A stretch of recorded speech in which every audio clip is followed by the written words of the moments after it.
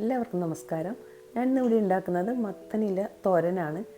ഒരു വെറൈറ്റി തോരനാണ് ഇവിടെ ഉണ്ടാക്കുന്നത്. കുട്ടികൾ പോലും ഈ തോരൻ കഴിക്കട്ടോ, അത്രയ്ക്കും ടേസ്റ്റിയാണ്. പിന്നെ നമ്മുടെ ഈ കർക്കിടക മാസത്തിൽ നിർബന്ധമായിട്ട് നമ്മളെല്ലാം കഴിക്കേണ്ടുന്ന ഒരു തോരൻ തന്നെയാണ്. അപ്പോൾ നമുക്ക് നേരെ വീഡിയോയിലോട്ട് പോകാം.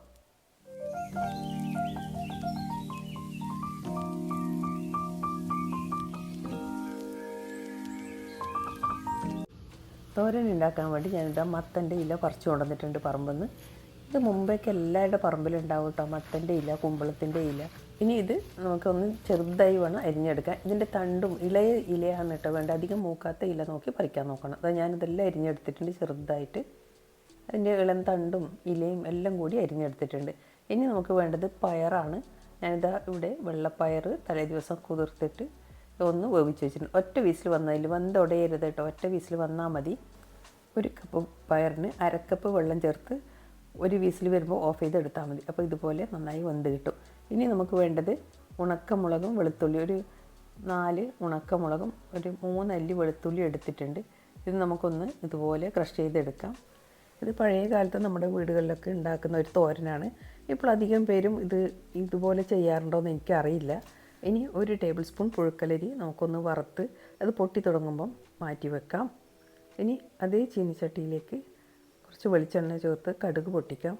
മത്തനിലയുടെ ഗുണങ്ങൾ നമുക്ക് എല്ലാവർക്കും ഒരുപോലെ അറിയാം. നമുക്ക് ശരിക്കും കോൺസ്റ്റിപ്പേഷനൊക്കെ ഉള്ള കുറച്ച് പ്രായമുള്ളവർക്കൊക്കെ മത്തനില കഴിക്കുന്നത് ഒരുപാട് ഗുണം ചെയ്യും. ഇപ്പോൾ ഇതാ കടുകും കറിവേപ്പിലൊക്കെ ചേർത്ത് കൊടുത്ത് ഇനി ഒരു സ്പൂൺ എള്ളാണ് ചേർത്ത് കൊടുക്കുന്നത്.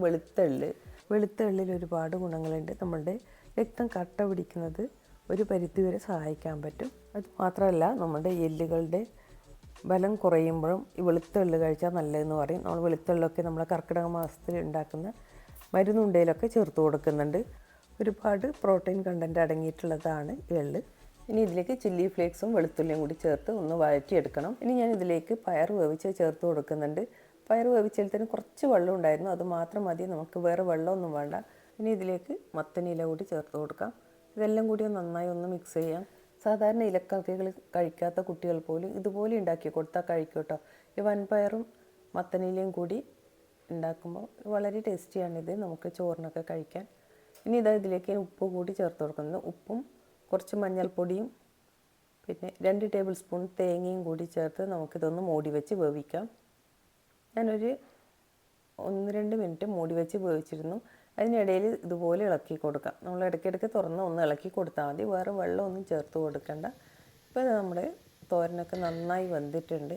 ഇതിൽ വൈറ്റമിൻ എ ധാരാളം അടങ്ങിയതുകൊണ്ട് നമ്മളെ കുട്ടികൾക്കൊക്കെ ഇത് ഇടയ്ക്ക് നമ്മുടെ ഭക്ഷണത്തിൽ ഉൾപ്പെടുത്തി കൊടുക്കണം. നമ്മൾ പറമ്പിൽ ഒരു 2-3 ഇതുപോലെയുള്ള മത്തൻ വള്ളികളുണ്ടെങ്കിൽ നമ്മൾക്ക് സ്ഥിരം കഴിക്കേണ്ടയില്ല, അതിൽ നിന്ന് കിട്ടും നമുക്ക്. കാഴ്ചശക്തി മാത്രമല്ല കേട്ടോ, ഈ മഴക്കാലത്ത് ഇത് കഴിക്കാൻ പറഞ്ഞാൽ നമ്മുടെ സന്ധിവേദന ഒരു പരിധിവരെ മാറ്റാൻ സഹായിക്കുന്നതുകൊണ്ടാണ് കേട്ടോ. ജോയിൻറ്റ് പെയിൻസൊക്കെ മാറ്റാനുള്ള ഒരു കഴിവ് ഇതിനുണ്ട്. ഇനിയിപ്പോൾ ഇതിൻ്റെ അവസാനം നമുക്ക് ഇതിൻ്റെ മേലേക്ക് നമ്മൾ വറുത്ത് വെച്ചിരിക്കുന്ന അരി ഉണ്ടല്ലോ, ഇതിട്ട് കൊടുക്കണം. നമ്മൾ കഴിക്കാറാകുമ്പോഴാണ് ഇതിട്ട് കൊടുക്കേണ്ടത്. ഇത്രയേ ഉള്ളൂ ഇന്നത്തെ വീഡിയോ. ഇഷ്ടമായെന്ന് കരുതുന്നു. Thank you.